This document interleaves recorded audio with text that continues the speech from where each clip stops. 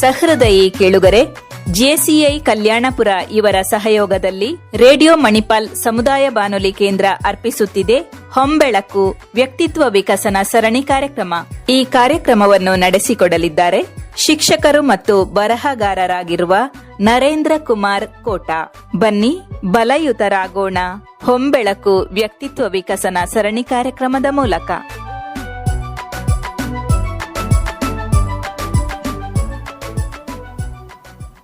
Radio ಮಣಿಪಾಲದ ಶ್ರೋತೃಗಳಿಗೆ ನಮಸ್ಕಾರ.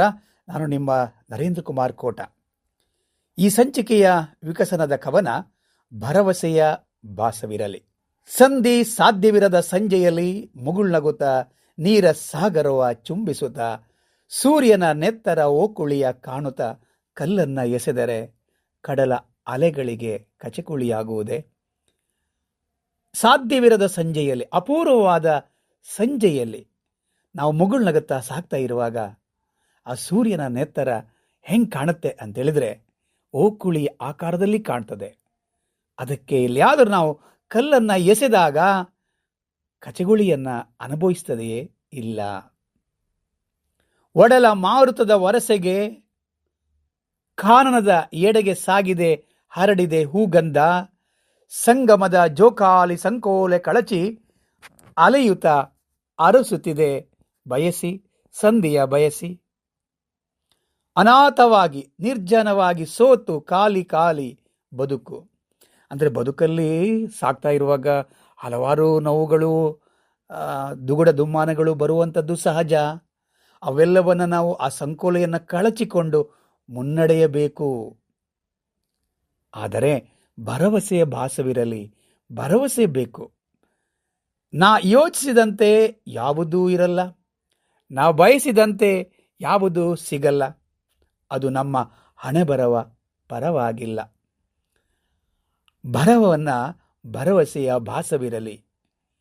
ಮಧುರ ಸ್ವರ ಕಿವಿಗೆ ಸದಾ ಕೇಳಿಸುತ್ತಾ ಇರಲಿ ನನ್ನ ಭಾಗ್ಯವದು.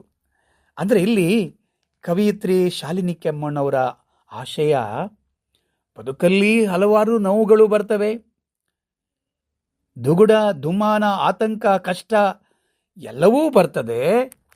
ಆದರೆ ಎಲ್ಲವನ್ನ ನಾವು ಸಾಗಿ ಹೋಗಬೇಕು.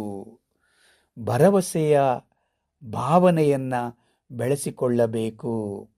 ಬಾಳಿಗೊಂದು ಮರುವಸಂತ ನಾವೇನು ಹೇಳ್ತೀವಲ್ಲ, ಅಂಥ ಭರವಸೆ ನಮಗೆ ಬೇಕು ಅನ್ನೋದು ಬಹಳ ಮುಖ್ಯ. ಇವತ್ತು ನಾವು ಯಾಕೆ ಹೀಗಾಗಿದೆ ಬದುಕು? ಚಿಂತೆಗಳು ನಮ್ಮನ್ನು ಸದಾ ಕಾಡುತ್ತಾ ಇರುತ್ತವೆ, ನನ್ನನ್ನು ಸೇರಿಸಿಕೊಂಡು. ನಾನು ಮಾತನಾಡಬಹುದು, ಕೆಲವೊಮ್ಮೆ ಚಿಂತೆಗಳು ಕೂಡ ನಮ್ಮನ್ನು ಪ್ರವಚನ ಮಾಡಿದಷ್ಟು ಹೇಳಿದಷ್ಟು ಸುಲಭವಲ್ಲ. ಎಲ್ಲವನ್ನ ಮೀರಿ ನಿಲ್ಲುವಂಥದ್ದುಂಟಲ್ಲ, ಅದು ಬದುಕಿನ ಬಹಳ ಕಷ್ಟ ಮತ್ತು ಸಾಧ್ಯವಾದಂತಹ ಕ್ರಮ. ಅದಕ್ಕೆ ಮುಖ್ಯವಾಗಿ ದೃಢ ಮನಸ್ಸು ಬೇಕಾಗ್ತದೆ. ನಾನು ಮಾಡುತ್ತೇನೆ, ಸಾಧಿಸುತ್ತೇನೆ, ಅಥವಾ ಇವೆಲ್ಲವನ್ನು ಎದುರಿಸುತ್ತೇನೆ ಎಂಬುದು ಬಹಳ ಮುಖ್ಯ. ನನಗೆ ಒಬ್ಬರು ಹೇಳಿದ ನೆನಪು, ಅವರವರ ನೋವುಗಳನ್ನು ಅವರೇ ಅನುಭವಿಸಬೇಕು, ಮತ್ಯಾರು ಬರುವುದಿಲ್ಲ. ಯಾಕೆಂದರೆ ನಿನ್ನ ನೋವಿನ ಅನುಭವ ಇದೆಯಲ್ಲ, ಅದು ನಿನಗೆ ಮಾತ್ರ ಗೊತ್ತಿರುವಂಥದ್ದು. ನೋವನ್ನು ಹೆಚ್ಚಾಗಿ ಹೇಳಿಕೊಳ್ಳಬೇಡ, ಒಬ್ಬನೇ ಅನುಭವಿಸುತ್ತಿರು ಮತ್ತು ಅದರ ಪರಿಹಾರಕ್ಕೆ ನೀನು ಕ್ರಮಗಳನ್ನು ಕೈಗೊಳ್ಳುತ್ತಿರು. ಅದು ಹೇಗೆ ಸಾಧ್ಯ ಇದೆ? ಆರೋಗ್ಯ ಆಗಿರಬಹುದು ಅಥವಾ ಬೇರೆ ಸಮಸ್ಯೆಗಳಿರಬಹುದು, ಅವೆಲ್ಲವನ್ನ ನೀನು ಗಮನಿಸಿಕೊಳ್ಳುತ್ತಾ ಇರು. ನಾವು ಇವತ್ತು ಚಿಂತೆ ಯಾಕೆ ಹೀಗಾಗುತ್ತೆ? ಆರೋಗ್ಯ ಚೆನ್ನಾಗಿದ್ದರೆ ಚಿಂತೆ ಇಲ್ಲ, ಚೆನ್ನಾಗಿಲ್ಲದಿದ್ದರೆ ಅದಕ್ಕೂ ಚಿಂತೆ ಬರುವುದು ಸಹಜ. ಹಾಗೆ ಆ ಚಿಂತೆಯಲ್ಲಿ ಸಂತೋಷವನ್ನು ಕಾಣುವಂಥದ್ದು. ಚಿಂತ್ಯಾಕ ಮಾಡುತ್ತೆ ನೀನು ಚಿನ್ಮಯನಿದ್ದಾನೆ ಅಂತ ದಾಸರು ಒಂದು ಕಡೆ ಹೇಳ್ತಾರೆ.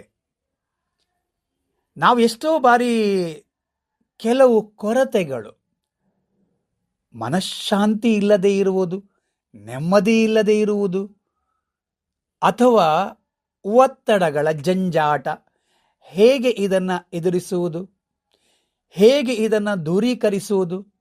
ಆದರೆ ಎಲ್ಲ ಸಮಸ್ಯೆಗಳಿಗೂ ಪರಿಹಾರವಿದೆ. ಅದು ತಾತ್ಕಾಲಿಕವಾದುದು, ಕ್ಷಣಿಕ. ಅದನ್ನು ಬೇರೆ ಬೇರೆ ಆ ಸಮಸ್ಯೆಯನ್ನು ಪರಿಹಾರ ಮಾಡಲಿಕ್ಕೆ ಅಥವಾ ಈ ಚಿಂತೆಗೆ ನಾನು ಪರಿಹಾರ ಮಾಡಲಿಕ್ಕೆ ಯಾವತ್ತೂ ಯೋಚನೆ ಮಾಡ್ತೇನೆ ಆಗ ಸಮಸ್ಯೆ ಪರಿಹಾರ ಆದಾಗ. ಗೊಂದಲ ಆಗುವುದು ಸಹಜ. ಹೇಗೆ ಹೇಗೆ ಹೇಗೆ ಎಂಬುದು ಸುಲಭದ ಮಾತಲ್ಲ. ಅದಕ್ಕೇನು ಮಾಡಬೇಕು? ಅದಕ್ಕೊಂದು 6 ವಿಷಯಗಳನ್ನು ನಮ್ಮ ಡಾಕ್ಟ್ರು ಪಟ್ಟಾಭಿರಾಮ್ ಒಂದು ಕಡೆ ಹೇಳ್ಕೊಂಡು ನಂಗಿಲ್ಲಿ ನೆನಪಾಗ್ತಾ ಇದೆ. ಏನು? ಚಿಂತೆ ಬೇಡ, ಒತ್ತಡ ಬೇಡ, ವ್ಯಥೆ ಪಡಬೇಡ, ಅತೃಪ್ತಿ ಬೇಡ, ಯೋಚನೆ ಮಾಡಬೇಡ, ದುಗಡ ಬೇಡ. ಎಲ್ಲವನ್ನು ನೀನು ನಿರ್ಲಿಪ್ತನಾಗಿ ಎದುರಿಸಬೇಕು. ನೋಡಿ, ಬಹಳ ದೊಡ್ಡದಾದಂಥ ಮಾತಿದು. ಸುಲಭದ ಮಾತಲ್ಲ, ಬಹಳ ದೊಡ್ಡದಾದಂಥ ವಿಚಾರ. ಎಲ್ಲವನ್ನು ಕೂಡ ನಾವು ಪ್ರಶಾಂತವಾಗಿ ನೆಮ್ಮದಿಯಿಂದ ಶಾಂತಿ ಶಾಂತಿ ಶಾಂತಿ ಅನ್ನುತ್ತಾ ಯೋಚನೆ ಮಾಡಲ್ವೇ? ಎಲ್ಲಿದೆ ನಂದನ, ಎಲ್ಲಿದೆ ಬಂಧನ, ಎಲ್ಲ ಇವೆ ನಮ್ಮೊಳಗೆ. ಒಳಗಿನ ತಿಳಿಯನು ಕಲಕದೇ ಇದ್ದರೆ ಅಮೃತದ ಸವಿದೆ ನಾಲಗೆಗೆ ಅಥವಾ ಬದುಕಿಗೆ. ಒಂದು ಮಾತಿದೆ, ಯಾರು ಚಿಂತೆ ಪಡುತ್ತಾರೆ ಅವರು ಚಿತೆಗೆ ಹತ್ತಿರವಾಗುತ್ತಾರೆ ಅಲ್ವಾ? ಅಂದರೆ ನಾವು ಈಗ ನೋವು ಬರ್ತದೆ ಅದರ ಬಗ್ಗೆ ಯೋಚನೆ ಮಾಡೋದಲ್ಲ, ಅದಕ್ಕೆ ಪೂರಕವಾದ ಬೇರೆ ವಿಷಯಗಳ ಬಗ್ಗೆ ಇನ್ನೇನಾದರೂ ಒತ್ತಡ ಅಂತೇಳಿ ಆ ಒತ್ತಡದ ಬಗ್ಗೆ ಯೋಚನೆ ಮಾಡೋದಕ್ಕಿಂತ ಆ ಒತ್ತಡವನ್ನು ಪರಿಹಾರ ಮಾಡುವ ಬೇರೆ ಯಾವುದಾದರೂ ದಾರಿಗಳು ಇವೆಯಾ ಅದರ ಬಗ್ಗೆ ಯೋಚನೆ ಮಾಡುವಂಥದ್ದು, ಅದರ ಬಗ್ಗೆ ಆಲೋಚನೆ ಮಾಡುವಂಥದ್ದು. ಹೇಗೆ ಈ ಸಮಸ್ಯೆಗೆ ಪರಿಹಾರ ಇದೆ, ಈ ಚಿಂತೆಯನ್ನು, ಈ ವ್ಯಥೆಯನ್ನು, ಈ ನೋವನ್ನು, ಈ ದೋಷವನ್ನು ಹೇಗೆ ನಾನು ನಿವಾರಿಸಲು ಸಾಧ್ಯ ಇದೆ ಎಂಬುದರ ಬಗ್ಗೆ ಯೋಚನೆ ಮಾಡುವಂಥದ್ದು. ಕೆಲವೊಮ್ಮೆ ನಮ್ಮ ಮೌನ ನಮಗೆ ವರವಾಗ್ತದೆ, ಶಾಪವೂ ಹೌದು. ಆದರೆ ಬಹುತೇಕ ನಾವು ಒಬ್ಬರು ಮಾತಾಡಿದಾಗ ಅದಕ್ಕೆ ಉತ್ತರ ಕೊಟ್ಟಾಗ ಕೋಪ ಬರ್ತದೆ. ಈ ಕೋಪವನ್ನು ಮಾಡಿಕೊಳ್ಳುವುದರಿಂದ ನಮಗೆ ತೊಂದರೆ ಉಂಟಾಗುವಂಥದ್ದು. ಕೆಲವೊಮ್ಮೆ ಯಾಕೆ ಹೇಳಿದರೆ, ಬರಬೇಕಾದ ಪೇಪರು, ಬರಬೇಕಾದ ಹಾಲು ಸರಿಯಾದ ಸಮಯಕ್ಕೆ ಬಾರದೇ ಇದ್ದರೆ, ಅಥವಾ ನಾನು ಶಿಕ್ಷಕ, ಆ ಮಕ್ಕಳು ಹೋಮ್ವರ್ಕನ್ನು ಕೊಡದೇ ಇದ್ದಾಗ, ಪ್ರಾಜೆಕ್ಟನ್ನು ಕೊಡದೇ ಇದ್ದಾಗ ಸಿಟ್ಟು ಮಾಡ್ಕೊಳ್ತಾ ಹೋದರೆ ಮಕ್ಕಳು ಮಾಡುವುದು ಹಾಗೆ ಅಂತ ಅಂದ್ಕೊಳ್ಬೇಕು. ಮೊದಲೇ ನಾವು ಒಂದು ತಯಾರಿ ಇಟ್ಕೊಂಡಿರ್ಬೇಕು. ಈ ಮಕ್ಕಳು ಇವತ್ತು ಕೊಡ್ತಾರೆ, ಇಲ್ಲ ನಾಳೆ ಕೊಡ್ತಾರೆ, 1 ವಾರ ಟೈಮ್ ತಗೊಳ್ತಾರೆ. ನಾವು ಹೇಳಿದ ಟೈಮಲ್ಲಿ ಕೆಲವರು ಕೊಡೋದೇ ಇಲ್ಲ. ಅದಕ್ಕೆ ನಾನೇ ಸಿಟ್ಟು ಮಾಡಿಕೊಂಡು ಹೋಗ್ತಾ ಇದ್ದರೆ ಪ್ರಯೋಜನ ಏನು ಪ್ರಯೋಜನ ಇಲ್ಲ. ನನ್ನ ಆರೋಗ್ಯ ಹಾಳಾದದು ಬಿಟ್ಟರೆ ಮತ್ತೇನು ಲಾಭವಿಲ್ಲ. ಹಾಗಾಗಿ ನಾವೇನಾಗ್ತೀವಾಗ ಸಿಟ್ಟು ಮಾಡಿಕೊಂಡು ಬೈಯುವುದು. ಈಗ ನಾವು ಬೈದಾಗ ಏನಾಯಿತು? ಮಗುವಿನ ಮನಸ್ಸು ಹಾಳಾಯಿತು, ನಮ್ಮ ಮನಸ್ಸು ಹಾಳಾಯಿತು. ಅದರ ಬಗ್ಗೆ ನಾವು ಮೊದಲೇ ಒಂದು ಯೋಚನೆಯನ್ನು ಮಾಡಿಕೊಂಡಿದ್ರೆ ಈ ರೀತಿಯಲ್ಲಿ ಆಗತ್ತೆ, ಹೀಗೆ ಇರುತ್ತೆ ಎಂಬುದಾಗಿ ಯೋಚನೆ ಮಾಡಿಕೊಂಡಾಗ ಅದಕ್ಕೆ ತಯಾರಿ ಮಾಡಿಕೊಳ್ಬೋದು. ಮತ್ತು ನಮಗೆ ಏನು ಅವಕಾಶಗಳಿಲ್ಲ ಅದರ ಬಗ್ಗೆ ಯೋಚನೆ ಮಾಡ್ತಾ ಇರಬೇಡಿ. ನನಗೆ ಅವಕಾಶ ಸಿಕ್ಕೇ ಇಲ್ಲ, ಏನು ಮಾಡೋಕ್ಕಾಗತ್ತೆ? ಕೆಲವೊಮ್ಮೆ ಇದ್ದುದರ ವ್ಯವಸ್ಥೆಯ ಬಗ್ಗೆ ನನಗೇನಿದೆ, ಅವಕಾಶಗಳಿವೆ, ಸಾಧ್ಯತೆಗಳಿವೆ, ಅದರ ಬಗ್ಗೆ ನಾವು ಯಾಕೆ ಚಿಂತೆ ಮಾಡಬೇಕು? ನನ್ನ ಸಾಧನೆ ಬಗ್ಗೆ ಮಾತ್ರ ಚಿಂತನೆ ಮಾಡಬೇಕು. ಅಲ್ಲ, ನಾನು ಎಲ್ಲ ಕಡೆ ಬೇಕು ಎಂಬುದರ ಬಗ್ಗೆ ಯೋಚನೆ ಮಾಡ್ತಾ ಹೋದರೆ ಸಾಧ್ಯ ಆಗತ್ತಾ? ಇಲ್ಲಲ್ವೇ? ಸಾಧ್ಯ ಆಗೋದಿಲ್ಲ ಅದು. ನಾನು ಹಾಗೆ ಯೋಚನೆ ಮಾಡೋಕ್ಕೆ ಹೋಗಲ್ಲ. ಈಗ ನಾನು ಆ ಕಾರ್ಯಕ್ರಮದಲ್ಲಿ ಇರಬೇಕು, ಇಲ್ಲಿಯೂ ಇರಬೇಕು, ಅಲ್ಲಿಯೂ ಇರಬೇಕು ಅಂತ ಭಾವಿಸಿದರೆ ಸಾಧ್ಯ ಉಂಟೆ? ಇಲ್ಲ. ಅದನ್ನು ನಾವು ಮೌನವಾಗಿ ಆಸ್ವಾದನೆ ಮಾಡಬೇಕು.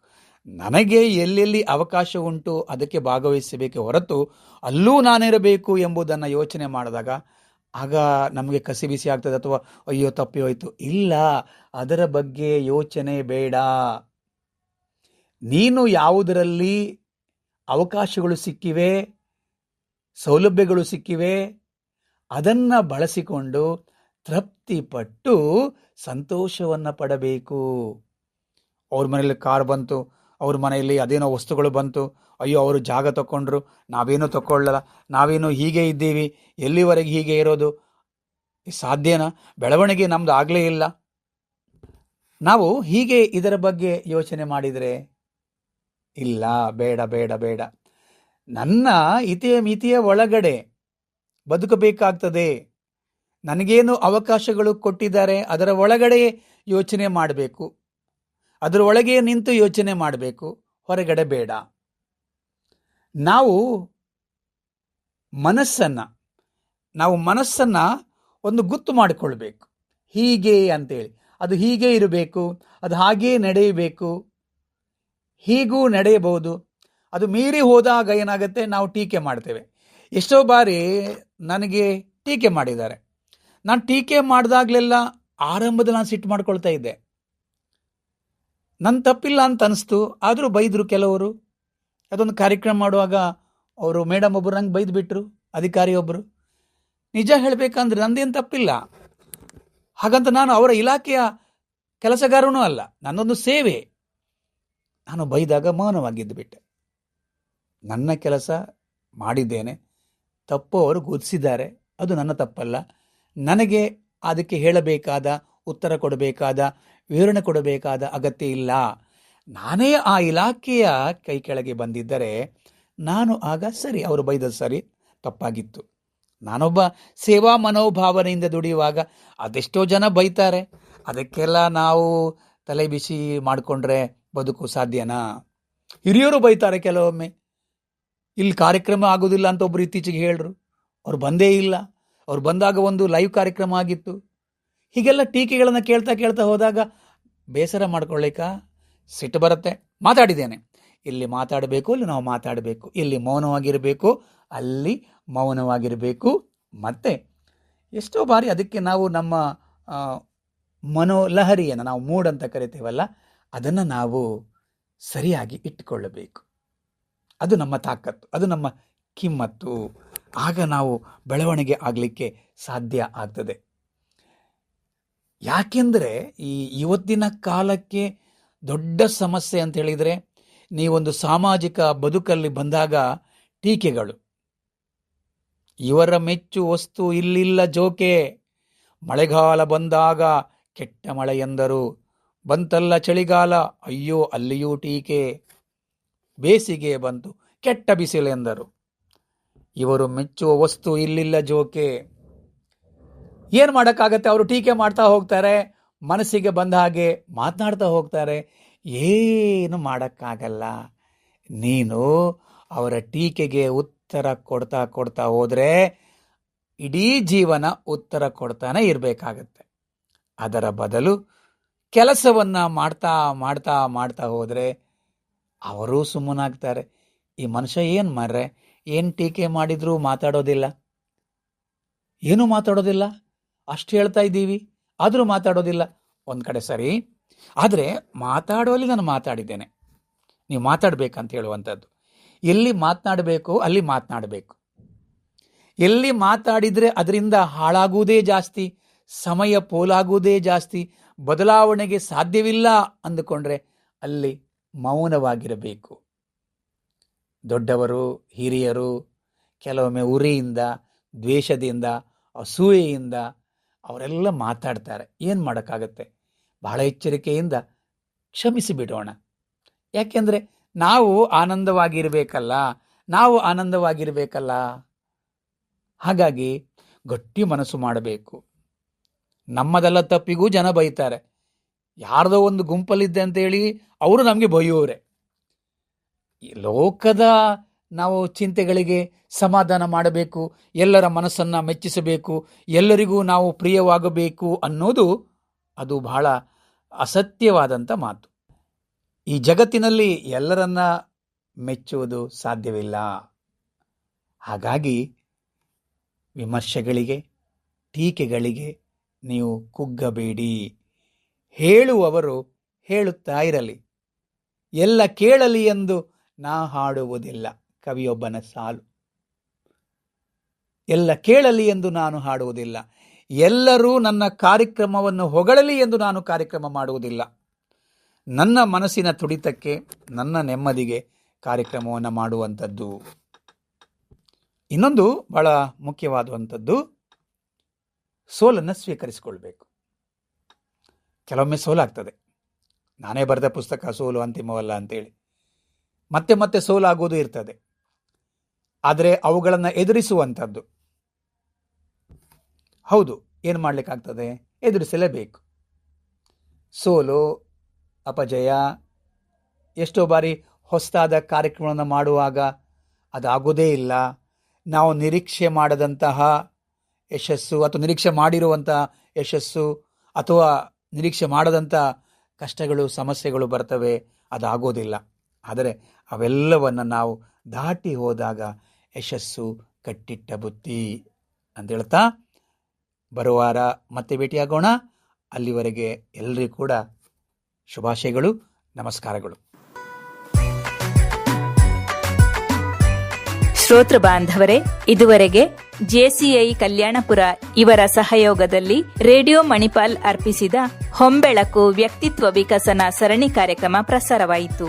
ಈ ಕಾರ್ಯಕ್ರಮವನ್ನು ನಡೆಸಿಕೊಟ್ಟವರು ಶಿಕ್ಷಕರು ಮತ್ತು ಬರಹಗಾರರಾಗಿರುವ ನರೇಂದ್ರ ಕುಮಾರ್ ಕೋಟ. ತಪ್ಪದೆ ಆಲಿಸಿ. ಪ್ರತಿ ಮಂಗಳವಾರ ಸಂಜೆ 5:30ಕ್ಕೆ, ಮರುಪ್ರಸಾರ ಬುಧವಾರ ಮಧ್ಯಾಹ್ನ 1:30ಕ್ಕೆ.